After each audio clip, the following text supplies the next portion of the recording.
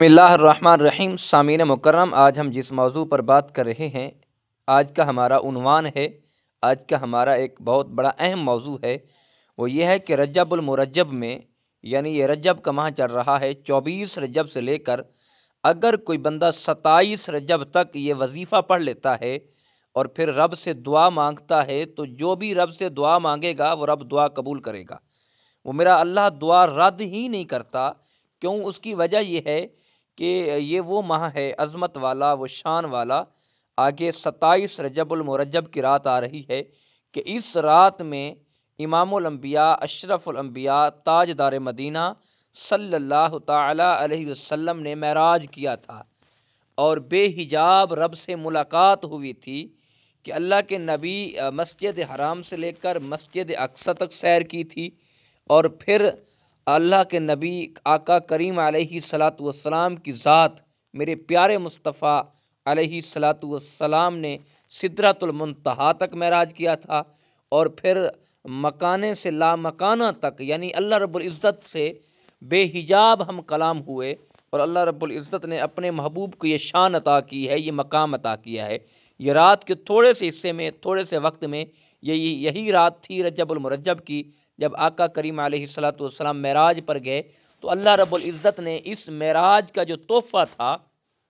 وہ کملی والے آقا تاجدار مدینہ صلی اللہ تعالی علیہ وسلم کو عطا کیا تھا۔ وہ خاص تحفہ تھا نماز کا،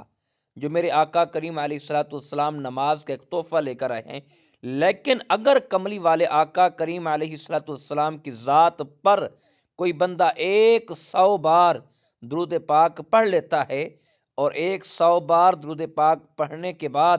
اللہ رب العزت کی بارگاہ میں اگر کوئی بندہ دعا مانگتا ہے، تو یقیناً اللہ رب العزت اس کی دعا کو رد نہیں کرتا، کیونکہ امام الانبیاء، اشرف الانبیاء، تاجدار مدینہ صلی اللہ تعالی علیہ وسلم نے معراج کیا تھا، اور رب سے بے حجاب ملاقات ہوئی تھی، رب سے راز و نیاز کی باتیں ہوئی تھی۔ اللہ رب العزت کے پیارے محبوب علیہ الصلاۃ والسلام نے جب رب کے پاس گئے، تو اللہ رب العزت نے آقا کو یہ نماز تحفے میں دی تھی، اور میرے اللہ نے یہ فرمایا، میرے محبوب جو تم سے پیار کرے گا، جو تمہارے ساتھ محبت کرے گا، گویا وہ مجھ خدا سے محبت کر رہا ہے۔ لیکن درود پاک تو وہ شان ہے درود پاک کی کہ اللہ رب العزت خود بھی اپنے محبوب پر درود بھیجتا ہے، سلام بھیجتا ہے، اور اب اللہ کے ملائکہ یعنی جو فرشتے ہیں وہ بھی کملی والے آقا تاجدار مدینہ صلی اللہ تعالی علیہ وسلم کی ذات پر درود و سلام بھیجتے ہیں، درود پاک کے گجرے بھیجتے ہیں۔ تو اللہ پاک نے ہمیں یہ بھی سعادت عطا کی ہے، اور ہمارے لیے یہ خوش نصیبی ہے، بلکہ ہمارے لیے یہ بہت بڑی خوش نصیبی ہے کہ ہم اس نبی کے امتی ہیں، امام الانبیاء، اشرف الانبیاء علیہ الصلاۃ والسلام کی ذات پہ، کہ جس نے بے حجاب رب سے ملاقات ہوئی تھی اور اللہ نے نماز تحفے میں عطا کی تھی، اور ہم اس نبی کی ذات پر درود پاک پڑھیں، درود پاک کے گجرے پڑھ کے درود پاک کے نذرانے پیش کریں، تاکہ اللہ کے نبی بھی ہم پہ راضی ہوں اور اللہ کے نبی کا خدا بھی ہم پہ راضی ہو۔ میرا رب چاہتا ہے کہ جو میرے مصطفیٰ پہ راضی ہے، جس کا تعلق میرے مصطفیٰ کے ساتھ مضبوط ہے، تو گویا اس کا تعلق مجھ خدا سے بھی ہے، خدا سے بھی مضبوط تعلق ہے میرا، یقیناً یاد رکھیں۔ جو بندہ چاہتا ہے کہ میں اپنے رب کو منا لوں، اپنے رب سے یاری لگا لوں، اپنے رب سے تعلق مضبوط کر لوں، اپنے رب سے اپنا رشتہ مضبوط کر لوں، تو اسے چاہیے امام الانبیاء، اشرف الانبیاء،